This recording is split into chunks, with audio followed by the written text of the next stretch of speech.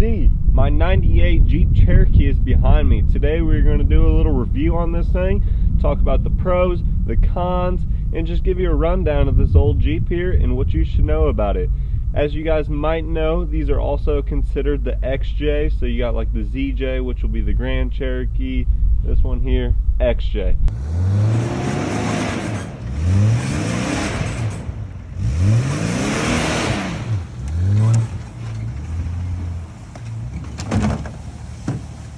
Alright guys, so this Jeep 4.0 inline 6, it's going to be 190 horsepower, at least in 1998, and it's going to be around 225 foot-pounds of torque. With that being said, this thing is no speed machine by any means, but it is pretty torquey and peppy.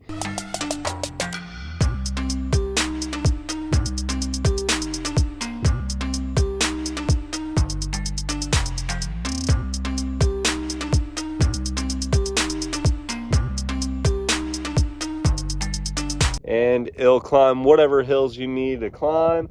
They do great off-road. So most of them, they're gonna be full-wheel drive, and the full-wheel drive works great, guys.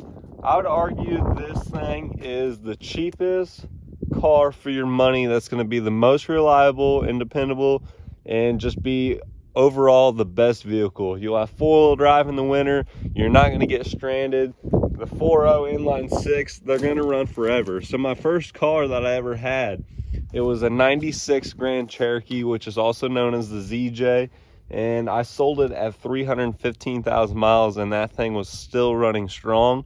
This one currently has 276,000 miles and is doing really good. Like I said, these 4.0s, the motors chatter and they're super noisy. It's nothing to worry about, and all it is just the lifter sticking. Wheels and tires on these things, it's hard to fit a bigger tire under it. These things here are 235/75/15s stock. They fit a 225/75/15, I believe, but you can get a 6.5-inch lift on these things and you'll still most likely scrape 33-inch tires. So you got to put a lot of lift if you're trying to put a bigger tire under these things. I know my last Jeep Cherokee had a 4-inch lift and I could get 31 1050s under it, and that's the best I could do. But they do great even at stock ride height. One thing about them, the rockers here, it is pretty common for them to rust out, just like this one's doing here.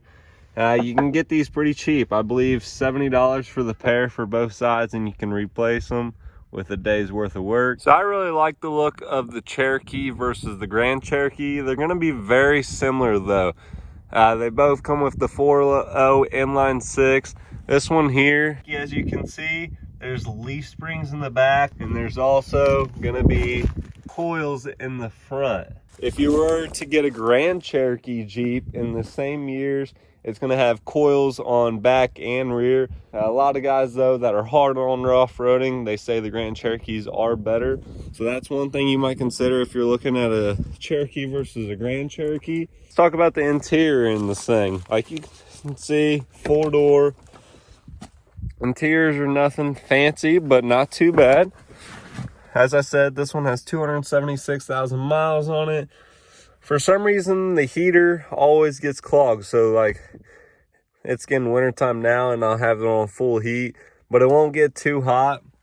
And all that is that the heater core, it's always getting clogged. So I always have to run water through it and flush that out. As you can see above me, no headliner. Very common if you're gonna buy one of these Jeeps. You're probably gonna have to replace the headliner in it. I wasn't expecting to keep this Jeep very long, so I wasn't gonna fix it, but here we are, 2 years of having this thing and I still haven't fixed it.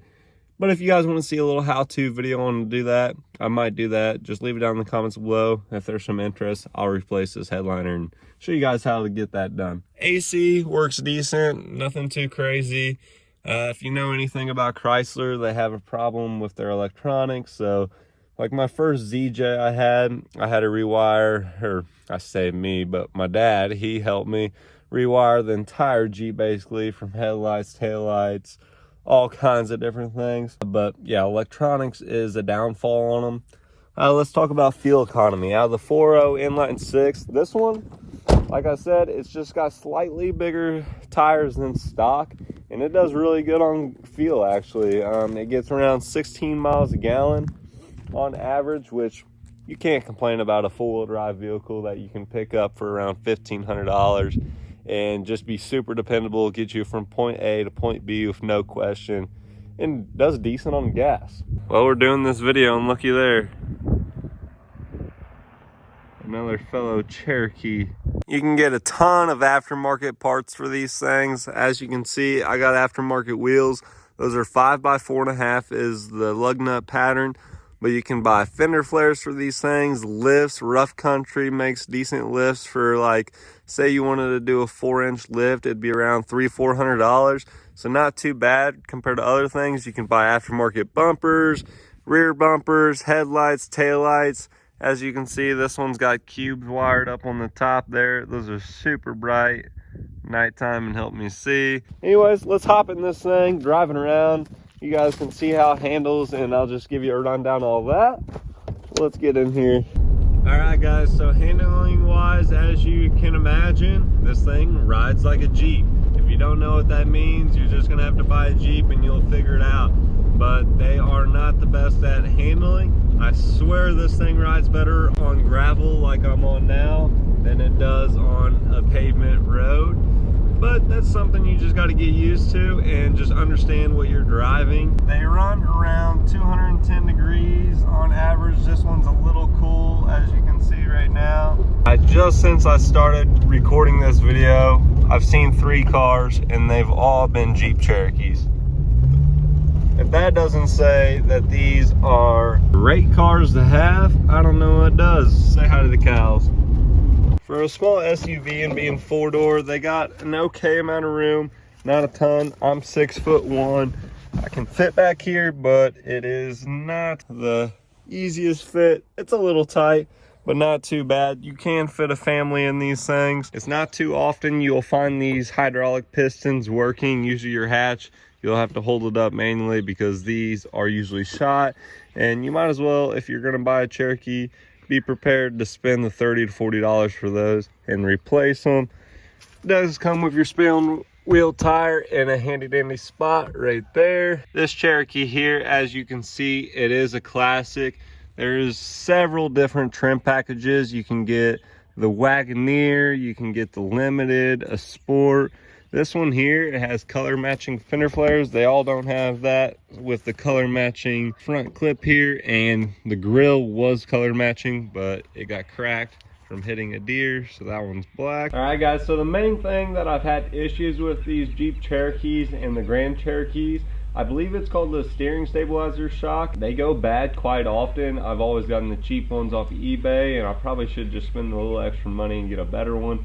But the Jeep will get a shake, and that's what it's been, along with track bars, sway bar links, stuff like that. I've broken several of them, and maybe that's just because I'm Tokyo drifting too hard on the back roads. The biggest issue I've had, though, my last Jeep, it was a 2000 Cherokee. They made these things up to 2001, started in the late 80s at some time. That's besides the point. But anyways, 2000 Cherokee, and it was giving me shifting issues. So I could only shift it manually from first to second to third, and it'd be fine. But it wouldn't shift by itself. So I knew it was something electronic. Turns out what it was is that there's these 3 little solenoids that sit in the bottom of your transmission pan, and they're plastic, they're electronic, and they just sit in that hot ATF, and they go bad. That's what happens when electronics and plastic are in hot temperatures over several years. And so yeah, that was causing it where it would not tell the computer to shift when it needed to. I replaced those solenoids and it did just fine after that, but I was worried that I was having to replace the transmission. Luckily I did not. This one here, that's why I've kept it so long. The tranny in this one just seems indestructible. It does really good, knock on wood.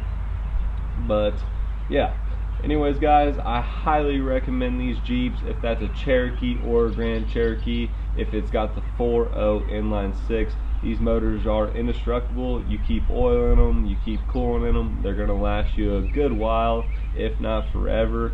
Like I said, my very first one, it was a 96 ZJ, so that's the Grand Cherokee.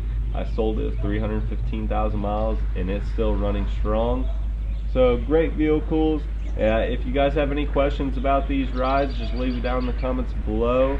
But for your money, $1,500, you can find these things all over Facebook Marketplace, Craigslist, and snatch them up. They'll do absolutely great. Don't be scared if it's stock height with highway tires. They get around awesome.